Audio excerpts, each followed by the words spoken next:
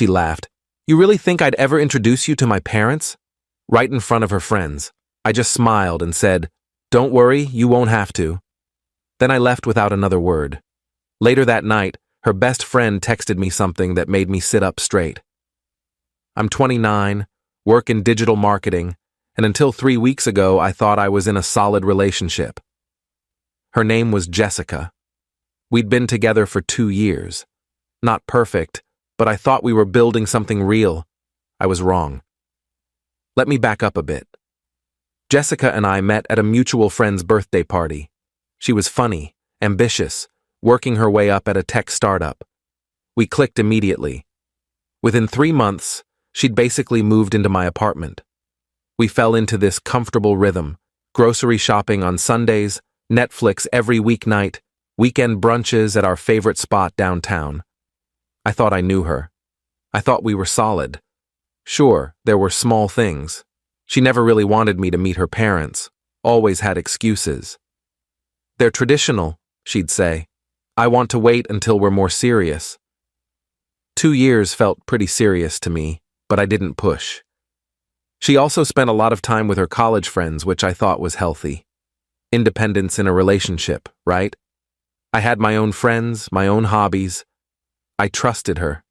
The night it all blew up was supposed to be casual. Jessica invited me to meet her at this trendy bar downtown, where she was hanging out with her college friends. I'd met a few of them before, but this was a bigger group, maybe 7 or 8 people. I showed up around 8, found her at a table near the back, surrounded by mostly women and one guy I didn't recognize. She waved me over, didn't get up, didn't kiss me hello, just a wave. First red flag I ignored. I sat down in the empty chair next to her, ordered a bourbon on the rocks, tried to join the conversation. They were talking about some trip they all took to Miami last year. I wasn't there, obviously. Jessica had told me it was a girls' trip, and I'd encouraged her to go, even helped her book the flight. So I just listened, nodded along, laughed when appropriate. I felt like an outsider, but I figured I'd warm up to the group eventually. Then one of her friends, Melissa, turned to me with this bright smile and said, So when are you finally meeting Jess's parents? You guys have been together forever, right? Like 2 years? I started to answer, something casual like, hopefully soon. But before I could get the words out, Jessica laughed. Not a nervous laugh, not an uncomfortable laugh. A genuine, dismissive laugh that cut through the noise of the bar. She looked at Melissa, then at me, and said, You really think I'd ever introduce him to my parents? The table went dead silent. I felt my face get hot, that prickly sensation you get when you've been slapped in public. Someone coughed. The guy across from me suddenly became very interested in his phone. Another friend stared into her wine glass like it held the secrets of the universe. Jessica just sat there smirking, swirling her martini, like she'd made a joke only she understood. I could feel everyone's eyes on me, waiting to see how I'd react. Would I yell? Would I defend myself? Would I shrink down and pretend it was funny? I didn't do any of that. I looked at her, really looked at her, and for the first time in 2 years, I felt like I was seeing a stranger. I smiled. Not a fake smile, but the kind of smile you give when you've just figured out the punchline to a joke you didn't know you were part of, and said, Don't worry, you won't have to. Then I stood up, dropped a 20 on the table for my drink, and walked out. I heard someone say, Dude, what the hell? Behind me, maybe directed at Jessica, but I didn't turn around. I didn't need to see her face. I got in my car and drove home. My hands were shaking the whole way. Not from anger, from adrenaline, from the sudden, crushing realization that I'd wasted 2 years of my life on someone who saw me as a joke. I expected her to text me, call me, something, apologize, explain, beg me to come back. But my phone stayed silent for 3 hours. I sat on my couch, staring at the wall, replaying the moment over and over. What did I miss? How did I not see this? Was I just a placeholder? A warm body to fill space in her life until something better came along? Then, at 11:47 p.m., my phone buzzed. But it wasn't Jessica. It was her best friend, Lauren. We'd always gotten along well. She was the one who'd told Jessica I was a good guy when we first started dating, who'd vouched for me. She was calm, reasonable, the kind of person who didn't do drama. The text said, "Hey, I need to tell you something. Can you call me?" I stared at that message for a full minute before I called her. My stomach was in knots. She picked up on the first ring. "Hey," she said. Her voice was tight, shaky, like she'd been crying or was about to.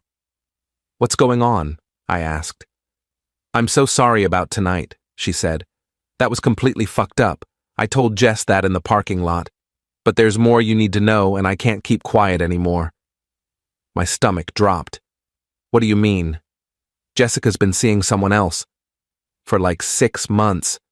I couldn't breathe." The room tilted. "What?"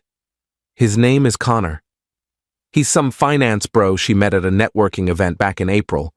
She's been telling us you guys are basically over, that you're just, I don't know, convenient. She said she's waiting for the right time to break up with you, but honestly, I think she just likes having you around. Financial security, emotional support, whatever. I didn't know the full extent until tonight when she was laughing about you after you left. She said you're too nice to make a fuss, that you'd just accept whatever she told you. And I couldn't sit with that anymore. You don't deserve this." I felt numb. 6 months? Yeah. I'm sorry. I thought you knew. I thought maybe you guys had some weird arrangement. But tonight made it clear you had no idea. And that's not okay. I thanked her. I don't remember what else I said. My brain was static. I hung up and sat there in the dark until 3 in the morning, just processing. 6 months, half a year. All those nights she said she was working late, all those weekends with the girls, all those times she'd been distant or distracted. She'd been with him. Then I started planning. Update 1, Jessica finally texted me the next afternoon. "Hey, can we talk? I think you overreacted last night." Overreacted. Like I was the problem. I didn't respond.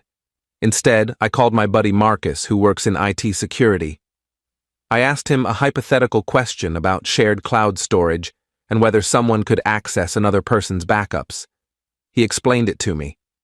Turns out, Jessica and I had been using the same iCloud family plan for over a year to save money, her idea, ironically, which meant I technically had access to her photo backups if I knew her login, which I did because she'd used my laptop 100 times and her password was saved. I'm not proud of what I did next, but I was hurt and angry and I needed to know the truth. I logged in, and there it was. Hundreds of photos. Her and this Connor guy. Vacations I thought she took with work friends. Romantic dinners. Hotel rooms with rose petals on the bed. There was even a photo of them from 2 months ago at what looked like his family's lake house, both of them in matching Christmas sweaters, his arm around her waist, her leaning into him with the kind of smile she used to give me. I felt sick. I downloaded everything. Then I logged out and cleared my search history like I was committing a crime. She called me that night. I didn't pick up. She left a voicemail, her voice sweet, almost annoyed. "Look, I'm sorry I embarrassed you. I was drunk and stupid. Can we please just talk? I miss you." I texted back. "We can talk tomorrow. Coffee at Brewed Awakening, 2 p.m. She replied immediately, "Okay, thank you. I love you." I stared at those 3 words. I love you. Did she? Had she ever? I didn't respond. Update 2. She showed up 15 minutes late, wearing the blue sundress I'd bought her for her birthday. She sat down across from me, smiling like nothing had happened, like she hadn't humiliated me in front of her friends, like she hadn't been living a double life. "Hey," she said, reaching for my hand across the table. "I'm really sorry about the other night. I don't know what I was thinking. I was drunk and being stupid." I pulled my hand back. "Tell me about Connor." Her face went white, literally drained of color. "What?" "Connor. The guy you've been seeing for 6 months. She opened her mouth, closed it, opened it again. Who told you that? Does it matter? It's not what you think, she said, and I almost laughed because that's what they always say. We're just friends. Stop. I pulled out my phone, opened the photos folder, and slid it across the table. I have about 300 photos that say otherwise. Her hand shook as she picked up the phone. She scrolled for maybe 5 seconds before she put it down, her eyes filling with tears. How did you iCloud family plan? I said. You're terrible at technology, by the way. You should probably change your password. She started crying. Real tears this time, not the manipulative kind she'd use when she wanted something. These were panicked, desperate tears. I didn't mean for this to happen. Connor and I we connected. We met at this event and started talking, and it just happened. But I do care about you. I didn't want to hurt you. You didn't want to hurt me, I repeated slowly. But you humiliated me in front of your friends, spent 6 months lying to my face, and let me think we had a future together while you were planning your life with someone else. I was confused, she said. I didn't know how to end things with you. You're so good to me. You're stable and kind and convenient, I finished for her. That's the word Lauren used. Convenient. She flinched. She had no right. She had every right, I said. She's a better friend to me than you ever were a girlfriend. We're done, Jessica. I want you out of my apartment by the end of the week. I'll stay at Marcus's place until you're gone. Leave your key on the counter. She grabbed my hand across the table, her nails digging into my skin. Please, can we just talk about this? I'll end things with Connor. I'll do whatever you want. I made a mistake. Please. I pulled my hand away and stood up. No, we can't. And you should know. I already talked to the landlord this morning. The lease is only in my name. You have no legal right to stay. So pack your stuff and get out. I left her sitting there, crying into her cold coffee. I'd already talked to my landlord that morning, explained the situation. He was sympathetic, told me I had every right to ask her to leave. Update 3. She moved out in 3 days. Lauren helped her pack, texted me updates so I'd know when it was safe to come home. She's taking the coffee maker, one text said. I didn't care. She could take whatever she wanted. I just wanted her gone. Lauren texted me after, she's a mess. But you did the right thing. I'm proud of you. I blocked Jessica on everything. Phone, social media, email. I even blocked Connor, though we'd never spoken and never would. I needed a clean break, a fresh start, no reminders. 2 weeks later, Lauren texted me again. Are you sitting down? My heart sank. What now? Connor broke up with Jessica. I actually laughed out loud in the middle of the grocery store. Why? Apparently he didn't know she was still in a relationship with you. She told him you guys broke up last year, that you were just roommates finishing out a lease. When he found out the truth, I think someone from our group told him, he lost it. Called her a liar and a cheater and blocked her on everything. Karma, I said, and I meant it. There's more, Lauren said. She tried to go back to her parents' house. They kicked her out. What? Why? Her mom found out about the whole thing. Jessica's parents loved you, by the way. They thought you were going to propose. Her mom had been asking about you constantly. When they found out what Jessica did, her mom told her she was embarrassed to call her daughter. Said she didn't raise her to be a cheater and a liar. I didn't know how to feel about that. Part of me felt vindicated, like the universe was balancing the scales. Part of me just felt sad. Sad for the time I'd wasted. Sad for the person I thought Jessica was. Sad for the future I'd imagined that would never exist. Final update. It's been 3 weeks since I walked out of that bar. Jessica's apparently staying with Melissa now, the same friend who asked the question that started everything. I heard through Lauren that she's been trying to reach out to me through mutual friends, asking if I'd give her another chance. saying she's learned her lesson and grown as a person in 3 weeks. I won't. Last week, I went on a date with someone new. Her name's Rachel. We matched on Hinge. She's a 4th grade teacher, loves hiking, has a golden retriever named Pepper.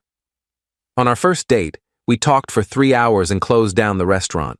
On our second date, she asked me, "So when do I get to meet your friends? I want to know the people who are important to you." I smiled and said, "Whenever you want." She squeezed my hand across the table and said, "Good answer." I'm not healed yet. Some days I still think about Jessica, about what I missed, about how someone can lie to your face for 6 months and sleep next to you at night. I think about all the signs I ignored, all the red flags I explained away because I wanted to believe we were happy. But I'm getting there, and I know now what I won't accept. I won't be someone's backup plan. I won't be someone's joke. I won't be convenient.